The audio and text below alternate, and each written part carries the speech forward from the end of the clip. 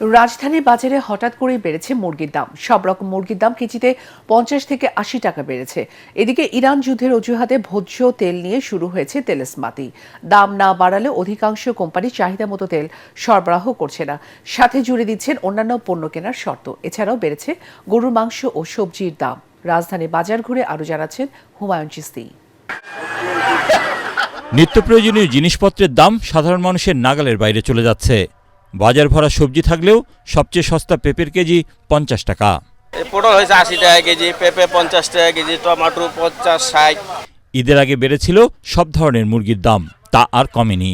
গত সপ্তাহে দাম বেড়েছে আরও এক দফা। যেখানে আমি 320 টাকা কিনেছি বা 300 টাকা কিনেছি এই ঈদের আগেও, আর সেখানে আজকে 420 টাকা। সোনালিটা যেমন শস্য করে বাইরে গেল, ঈদের মধ্যে বেচছে 360, 350, এখন পরশুদিন বেচছে হলো আবার 380, কালকে বেচছে 400, আজকে কিনছে 400, বেচতে আছে 420। এদিকে যুদ্ধের অজুহাতে ভোজ্য তেলের কৃত্রিম সংকট তৈরির অভিযোগ খুচরা ব্যবসায়ীদের।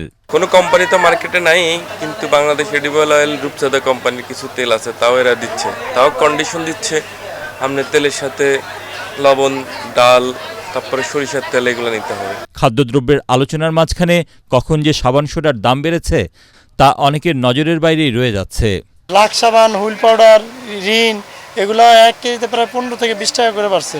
লাক্স সাবান বাড়াইছে 5-6 টাকা করে, কোলোজাপ পেস্টে বাড়াইছে 10 টাকা, সানসিলে বাড়াইছে 20 টাকা করে। গরুর মাংসের কেজি সরকারিভাবে 750 টাকা নির্ধারণ করে দেওয়া হলেও কোথাও এই দামে পাওয়া যাচ্ছে না।